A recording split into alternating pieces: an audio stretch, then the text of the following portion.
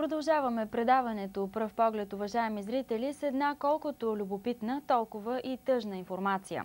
В Русе, а може би и в други градове от страната, има пустеещи училища. Гледката е тъжна и навява доста нерадостни мисли. Както ви обещахме още в самото начало на предаването, днес ще ви срещнем с едно русенско училище, което вече една година стои празно. Поемете дълбоко въздух, защото на празното училище е като тяло без душа. Възможно ли е да има училище, в което липсват ученици и учители? Оказва се, че да. Такава е съдбата на бившето основно училище Стефан Караджа в Русе. То е създадено преди повече от 130 години, но точна дата на основаването не е запазена. В края на миналата година общинските съветници в Русе вземат решение учебното заведение да бъде затворено и с заповед на министъра на образованието и науката Димитър Димитров децата са прехвърлени в Братя Миладинови и други русенски училища. Сега го продадаха и работят хората. Тук някакво бизнесмени шал да има. Някаква... Не мога да ви кажа точно какво е, обаче е продадено.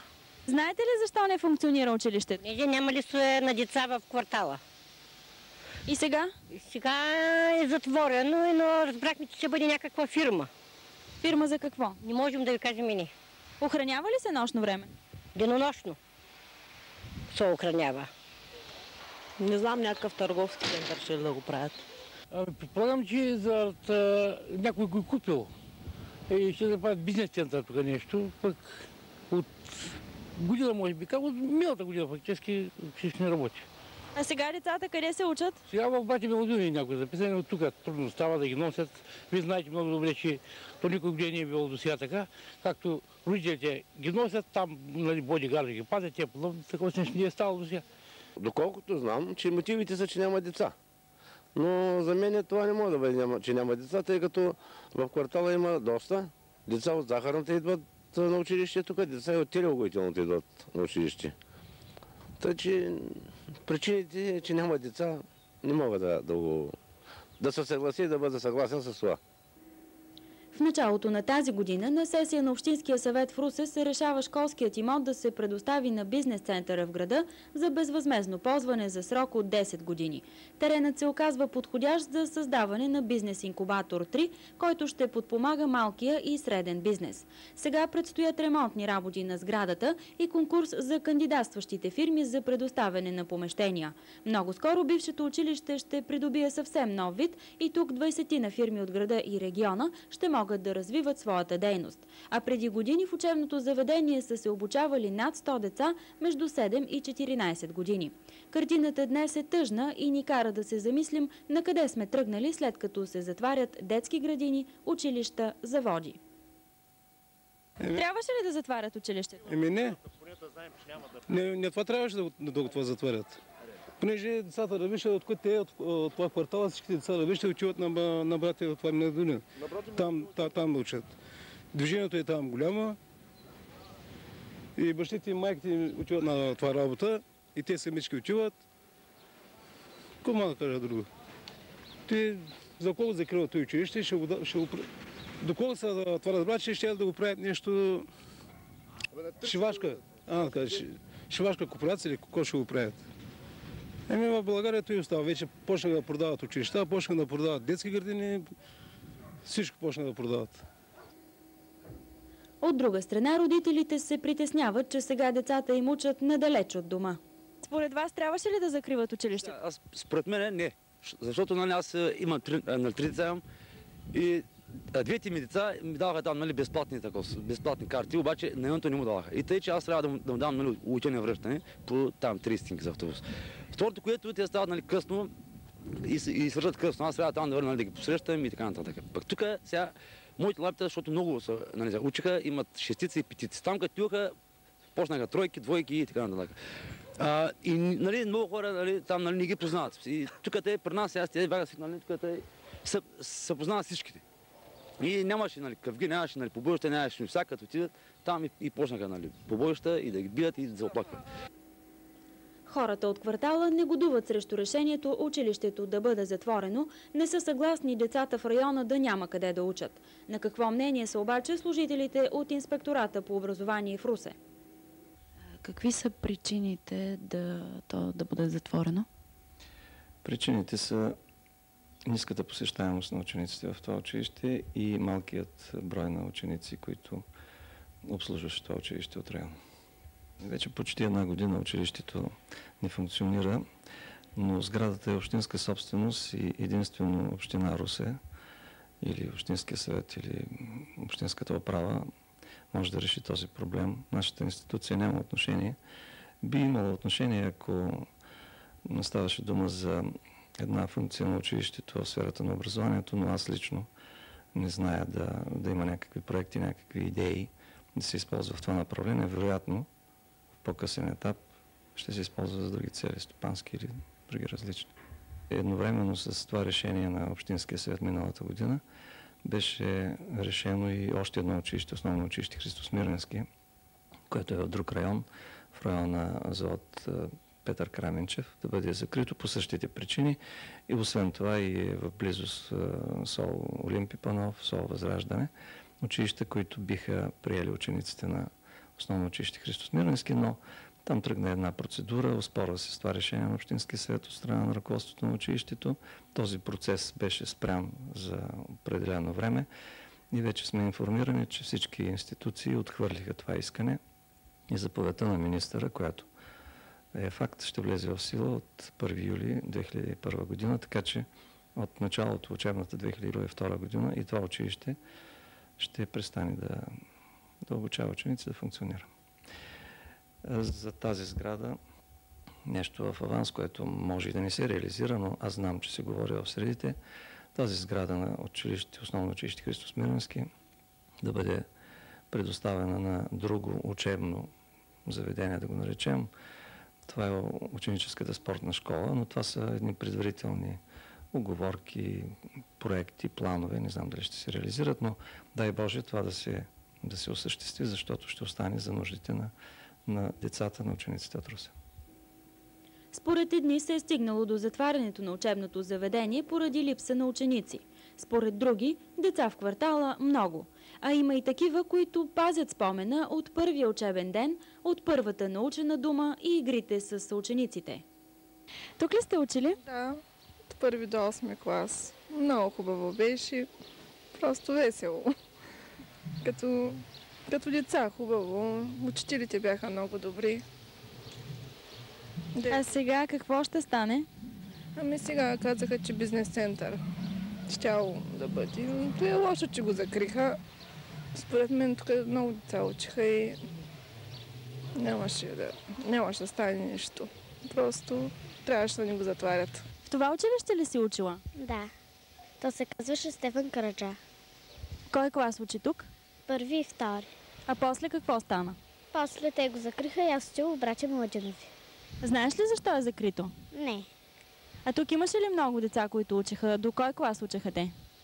Не знам до кой, много имаш. Сами се убедихте, че едно училище може лесно да бъде затворено и да се превърне в съвременен център за търговия и бизнес. Въпросът сега е колко струва един бизнес-инкубатор и колко едно училище.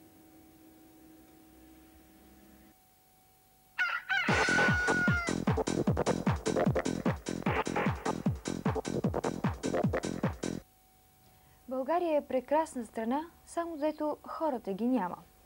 И от последното преброяване се потвърдиха опасенията ни за прогресивно намаляващото население. Скоро може да стане така, че освен пустеещи училища, да има и пустеещи села и градове. А освен това, никак не е весело, даже напротив, тъжно е и жалко е. Факт е, че младите хора не желаят да се обвързват с брак, не могат да си позволят да имат деца, а ако все пак се решат, то децата им няма да са повече от едно.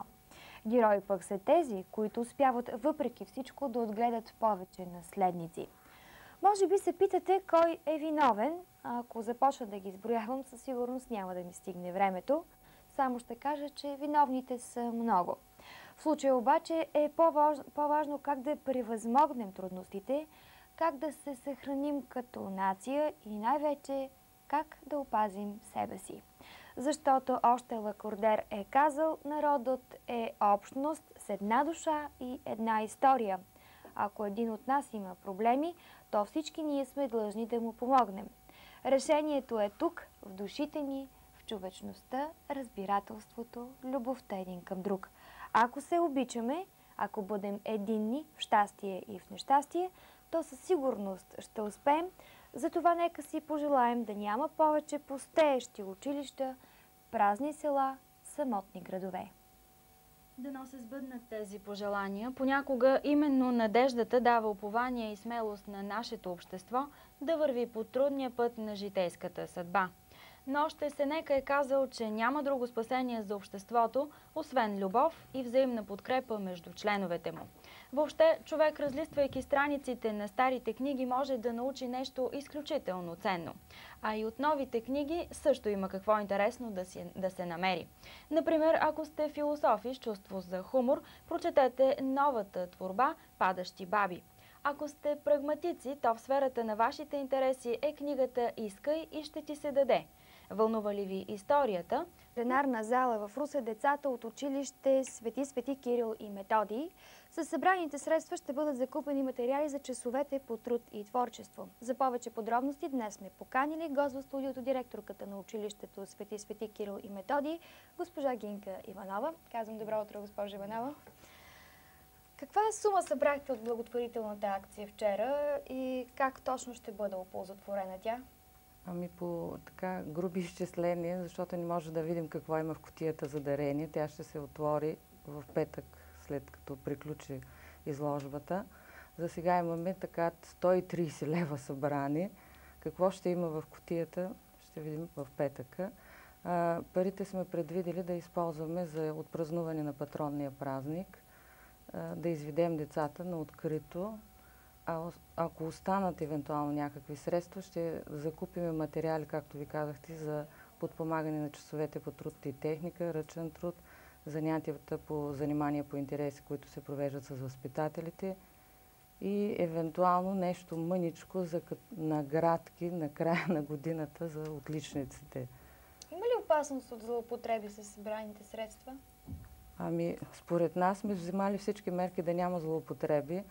Изградена е специална комисия към училището за така проверка на даренията, които са пуснати вътре в кутията и съответно с протокол ще се опишат със съответните документи, нали, разходите ще се оправдаят. Предполагам, до сега не сме имали никакви такива проблеми и за в бъдеще няма да ги имаме.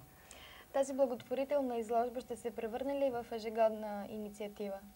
Ами вчера, като видяхме, нали, така, отзивите и това, което нали, сме изложили като предмети и рисунки, колеги и гости ни посъветваха да продължим и да го направим традиция. Това е за първи път, но както се вика, апетита и яденето. Да, виждаме кадри всъщност от изложбата. Да.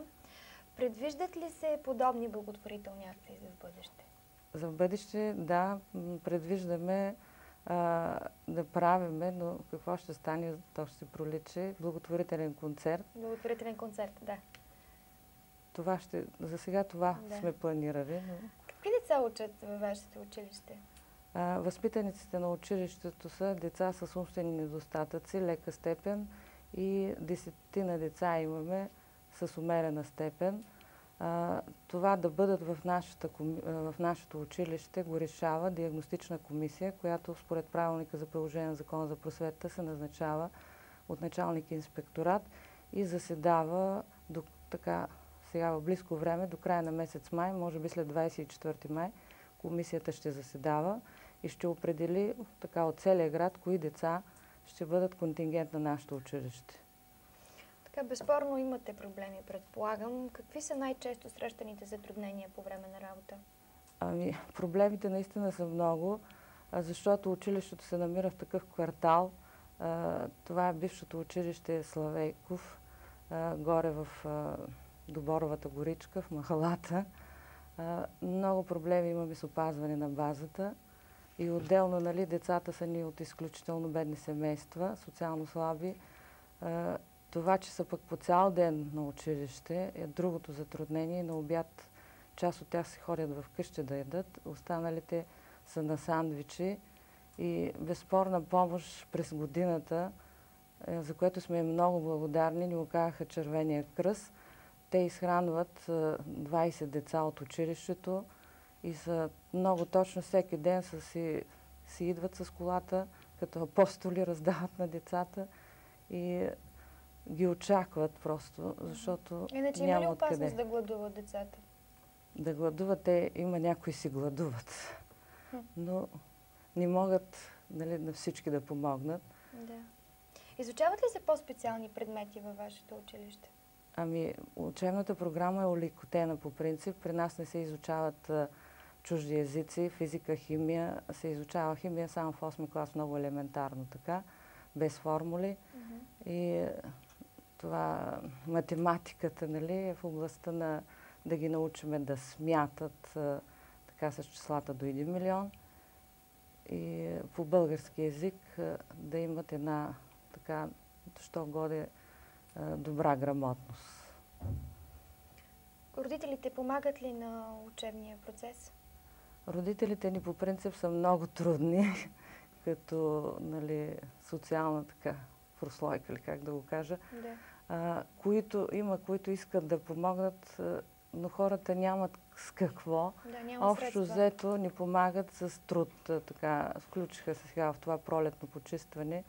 Метоха из двора на училище, давали са ни материали най-различни там, чакъл, пясък, с труд, нали, по оградата да я оправят, но с друго просто те нямат възможност. Децата, които учат в училището, имат ли мечти? Забелязали сте на какво най-много се радват? Децата са си деца и си имат мечти. Най-много се радват на такива изяви тяхни, когато се оценят. Обичат много да пеят, да танцуват, да рисуват. Напоследък така много добре се проявяват в различни конкурси за рисунки. Последната ни награда беше съвсем наскоро, на 20 или беше април. Учителят ходи да я вземе от София. Участие с рисунки в един конкурс, организиран от Министерството на здравеопазването. Сега участват в друг конкурс за моята улица, моя град, по безопасност на движението. Също така Европа и училище, и там имат рисунки. Обичат много да рисуват. Да, явно им се отдава. Да. Имат много интересен поглед върху нещата. Да пеят също много обичат. Така, нали, много по-трудно им се отдава, да речем, на математика, история и така, география, тези, които трябва да се разказва. Но с останалите пък се справят чудесно, творческите. Да. Лоши хора ли сме според вас, щом сме загърбили децата, които се нуждаят от нашата помощ? Лошо мисля, че е силна дума, защото не всички, нали, са ни загърбили проблемите. От едно известно време ние го чувстваме, че се забелязва отваряне на обществеността към проблемите на децата, нашите. Започнаха да ни търсят и нас, нали, да казваме от какво имаме нужда, да ни помагат, докато преди ние ходихме по вратите да просиме и да искаме с учителите. Сега започнаха и такива прояви, които, нали, са много за нас така, как да кажа, радостни и се надяваме още повече така предложения да имаме към тази насока. Да. Нали. Какво трябва да се направи, за да се обърне повече внимание на проблемните възпитаници на училището и какви са техните перспективи за развитие? Имат ли бъдеще тези деца? Тези деца да имат се реализират бъдеще, професионално? Да. Ами в Русе от 2 години, мисля, мисля, че 2 години беше в машиностроене. Да. Се откриха професионални паралелки за нашите деца след 8-ми клас. Те постъпват там и целта е да излязат с някаква професия и да могат сами да се, така, доколкото могат, борят с нуждите и да участват с труда си в обществения живот. Също така има и в други градове такива паралелки за обучение на деца наши, които завършват 8-ми клас. Тези дни започва и кампанията им на тези училища. Вчера, например, бяха в училището представители на Горно-Оряховското такова специално училище, което пък има много хубави професионални паралелки за шивачки, готвачи, плетачи, такива, които в Русе няма. И част от децата отиват там, други отиват и в Овча могила, където пък има селскостопански от този вид професии. Но повечето деца от училище, понеже родителите им нямат възможност, транспорт да се плаща и така нататък, остават в Русе и в машиностроене най-вече отиват. Имам и такива, които започват с родителите си наравно да работят и остават без професия, де-факто. Значи, ако се работи с децата, се намира съответно и тяхната реализация. Те успяват да се реализират професионално. А в социалните си контакти успяват ли да се социализират с другите деца? С децата много добре общуват, защото ние сме ходили на зелено училище, детско селище Качулка и с деца от масови училища. Обикновено такива смени сме се случвали с деца от масови училища, от Бургас, Видин, от Пловдив, мисля, че имаше. И просто контактите, които създават, са много нормални, човешки. Децата накрая дори плачат, като се разделят, адреси се разменят. Зависи много от детето до каква степен е увредено, защото по-леките степени наистина по-лесно се оправят с нещата и въздействието се вижда резултатно, докато по-тежките случаи по-трудно се работи. Но все пак в училище ли е това дете, то се научава на нещо, защото с него се работи много индивидуално. Това са като бройки децата в паралелки са до 11 и сутрин с тях работи и учител, след обяд възпитател, отделно логопед и резултатите ги има. Да. Госпожо Иванова, аз много ви благодаря, че бяхте гост в нашето студио и споделихте с нас и нашите зрители какви са инициативите, които предприема вашето училище, какви са проблемите на възпитаниците. Желая ви успех на всички ваши възпитаници, на вас конкретно, като все пак преподавател и ръководител на едно такова по-специално училище. Да намаляват тези деца и да се увеличават тяхната реализация, тяхната социализираща, да могат те да се превърнат в нормални хора, с професии, с личен живот. Благодаря ви още един път. И аз много благодаря за вниманието.